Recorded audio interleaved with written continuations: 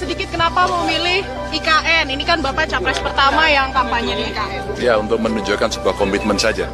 Saya orang yang konsisten, tidak pernah bergeser atas pelaksanaan sebuah peraturan. Mimpi itu adalah visi yang akan kita capai, maka kita harus mencapai pada mimpi itu.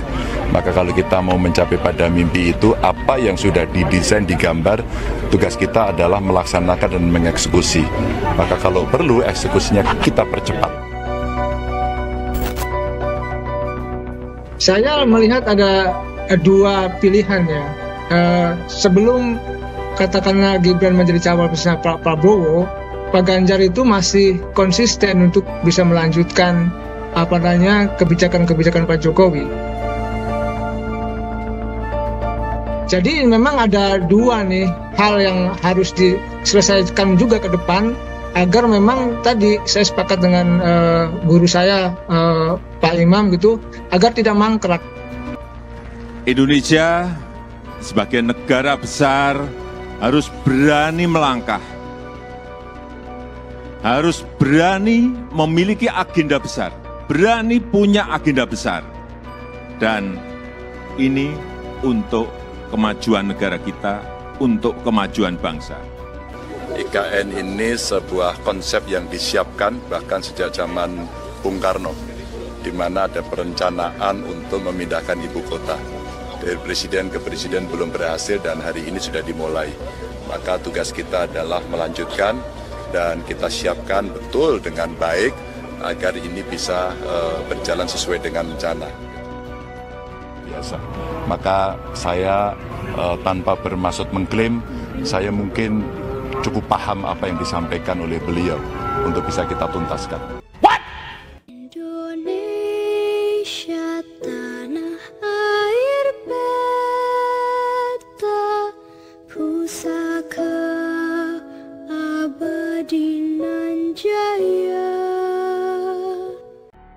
Gelaran Pilpres 2024 sebentar lagi digelar, namun ada beberapa polemik yang mengganjal sehingga membuat Jokowi terkesan cawe-cawe. Beberapa proyek raksasa masih berjalan dan terus berlanjut. Contoh saja proyek Ibu Kota Nusantara.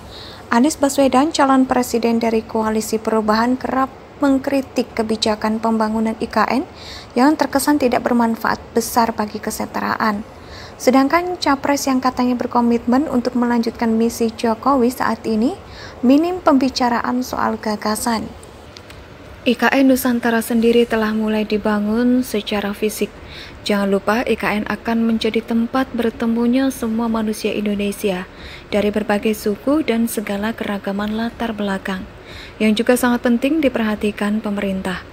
Terutama pihak pimpinan pembangunan IKN adalah aspek sosiologis, psikologis, antropologis, budaya, agama, dan ekonomi. Di IKN, semua keragaman bangsa Nusantara akan bertemu dan berinteraksi. Potensi friksi dan gesekan akan lumrah terjadi. Ini yang harus diantisipasi dan dipersiapkan program mitigasinya. Kita tidak boleh melupakan bagaimanapun juga IKN berada di Kalimantan Timur, di mana penduduk lokal juga sudah hidup berpuluh atau beratus tahun di tanah itu, dengan segala adat budaya turun-temurun. Aspek keharmonisan dan keseimbangan, terutama dalam masalah ekonomi, harus sangat dijaga. Jangan sampai ada gap dan ketimpangan antara penduduk lokal dan para pendatang terjadi. Ini berpotensi menimbulkan gejolak sosial. Salah satu caranya adalah kesempatan lapangan kerja harus dibuka seluas-luasnya untuk angkatan kerja penduduk lokal. Lalu siapa yang mampu meneruskan misi besar Presiden Jokowi ini? Tenang Pak Jokowi, tenang. Ganjar Pranowo siap melanjutkan ibu kota negara baru dan pembangunannya akan dikebut sambil memperhatikan kualitas yang terbaik agar ibu kota negara bisa nyaman dan aman. Sebagaimana diketahui, Ganjar Pranowo, capres paling tegas, mengatakan bahwa ibu kota negara harus dilanjutkan pembangunannya karena sudah ada di undang-undang yang sudah diberlakukan dan sedang berjalan sampai saat ini. Kita melihat bagaimana Ganjar datang dengan gagah ke ibu kota negara yang digagas oleh Bapak Soekarno dan dibangun oleh Presiden Joko Widodo, tapi belum selesai di akhir tahun jabatannya. Dalam kunjungan ke IKN, Capres nomor urut 3 Ganjar Pranowo memastikan akan mendorong keberlanjutan pembangunan IKN dan pemindahan ibu kota Indonesia. Menurut Ganjar, IKN adalah cita-cita Indonesia sejak lama yang mengandung banyak harapan untuk menyongsong kemajuan dan kesejahteraan bagi NKRI. Hal ini diungkapkan oleh Ganjar usai mengunjungi Menara Pandang IKN, di mana pembangunan IKN harus dilanjutkan sesuai amanat konstitusi dan simbol lompatan kemajuan dari visi misi bangsa. Wajar kalau Jokowi takut IKN tidak dibangun dan menjadi proyek konkret yang lebih besar dari mangkraknya proyek Hambalang. Ganjar merupakan capres pertama yang menginjakan kaki di IKN. Dalam kunjungannya, dia sempat membahas mengenai pembiayaan kelanjutan pembangunan IKN yang diprediksi bakal rampung seluruhnya pada tahun 2045. Ganjar menyebut akan menggelontorkan anggaran pendapatan dan belanja negara atau APBN untuk pembangunan aset-aset penting di IKN. Kendati demikian, Ganjar mengaku tak akan sepenuhnya APBN digelontorkan untuk pembangunan IKN. Gelaran Pilpres 2024 sebentar lagi digelar, namun ada beberapa polemik yang mengganjal sehingga membuat Jokowi terkesan cawe-cawe. Beberapa proyek raksasa masih berjalan dan terus berlanjut. Contoh saja proyek Ibu Kota Nusantara.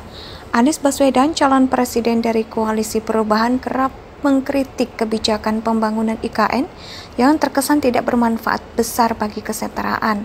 Sedangkan capres yang katanya berkomitmen untuk melanjutkan misi Jokowi saat ini minim pembicaraan soal gagasan. IKN Nusantara sendiri telah mulai dibangun secara fisik.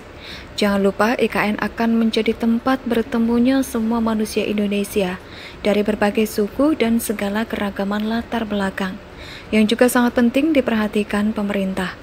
Terutama pihak pimpinan pembangunan IKN adalah aspek sosiologis, psikologis, antropologis, budaya, agama, dan ekonomi. Di IKN, semua keragaman bangsa Nusantara akan bertemu dan berinteraksi. Potensi friksi dan gesekan akan lumrah terjadi. Ini yang harus diantisipasi dan dipersiapkan program mitigasinya. Kita tidak boleh melupakan bagaimanapun juga IKN berada di Kalimantan Timur, di mana penduduk lokal juga sudah hidup berpuluh atau beratus tahun di tanah itu, dengan segala adat budaya turun-temurun. Aspek keharmonisan dan keseimbangan, terutama dalam masalah ekonomi, harus sangat dijaga.